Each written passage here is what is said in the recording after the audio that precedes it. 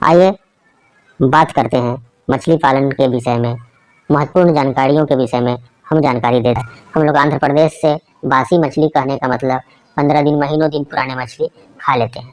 दूसरे स्टेट वाले से हम कहना चाहेंगे कि अगर आप भी लगन के साथ, मेहनत के साथ कुछ इन्वेस्ट करके मछली पालन व्यवसाय में जुड़ेंगे तो आंध्र प्रदेश जो मछली पालन में इतना आगे है, आपका बिहार भी आगे हो सकता है, झारखंड हो सकता है, बंगाल हो सकता है, उत्तर प्रदेश हो सकता है, छत्तीसगढ़ हो सकता है, मध्य प्रदेश हो सकता है।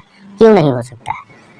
सिर्फ लगन के साथ और ट्रेनिंग के साथ, बगैर ट्रेनिंग लिए हुए अगर मछली पालन व्यवसाय में जाएंगे तो नुकसान पाएंगे। तो इसमें आने वाले कठिनाइयों को आप बड़े ही आसानी से फेस कर सकते हैं।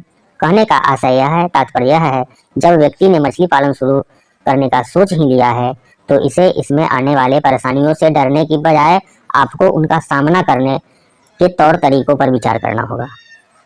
अब बताते हैं क्या सब करना पड़ता है इस व्यवसाय में आपको। पहले तो एक मछली पालन के लिए तालाब होना चाहिए।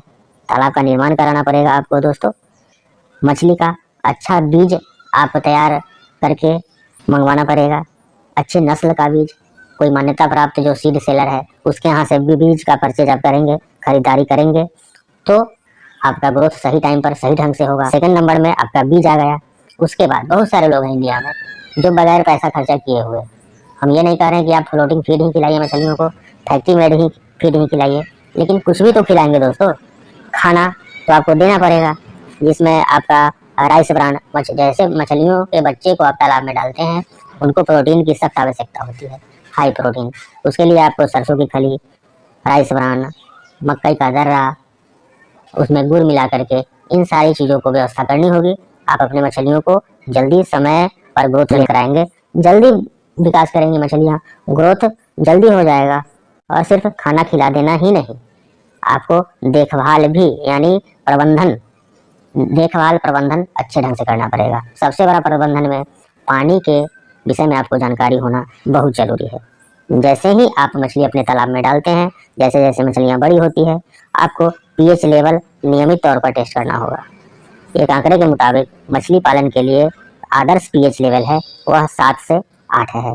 तो आपको प्रत्येक सप्ताह जब आपकी मछलियाँ बड़ी हो जाए, बड़ी साइज की होने लगी, 250 ग्राम, 300 ग्राम, 400 ग्राम का पीएच लेवल आपको जरूर चेक करना चाहिए। और जब आप सीड डालते हैं उस समय नर्सरी तालाब होना बहुत जरूरी है, क्योंकि जब नर्सरी तालाब होगा, यानी छोटा तालाब, नर्सरी तालाब का मतलब है यह ज़्यादा बड़ा नहीं हो, 10,000 स्क्वायर फीट से ज़्यादा बड़ा नहीं हो। छोटे तालाब को आप, यानी नर्सरी तालाब को ऊपर से कवर कर देंगे तो पक्षी से, मेढक से आपके छोटे बच्चे को नुकसान नहीं होगा। तो ये काम आपको करना होगा। दूसरा, नर्सरी तालाब में जब आप छोटे बच्चे खरीदेंगे तो बड़ा बच्चा होने में कुछ टाइम लगेगा, और जब आप बड़े बच्चे को खरीदते हैं तो पैसा अधिक लगता है।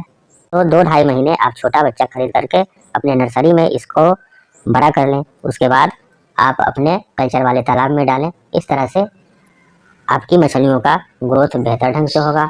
और जब आप जाल से घेर देंगे, बर्ड नेट वगैरह लगा देंगे, आपकी मछलियाँ, बच्चे बर्बाद नहीं होंगे। उसके बाद आपको अपने तालाब में समय समय पर जाल चलवाते रहना होगा।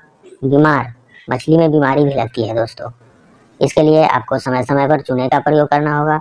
लाल दवाई यानी पोटेशियम परमैंगनेट का छिड़काव करना पड़ेगा। सारे कार्यक्रम करेंगे। जब मछलियाँ आपकी हार्वेस्टिंग योग्य हो जाएगी तो मार्केट खोजने की आवश्यकता आपको नहीं है।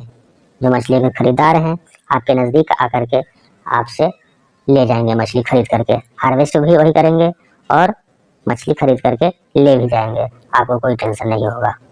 और एक चीज़ और हम कहना चाहते हैं, आप हर समय ये नहीं सोचें कि बगैर लागत लगाए हमारी मछलियाँ 6 महीने और 5 महीने, 4 महीने में 1 केजी हो जाएगी।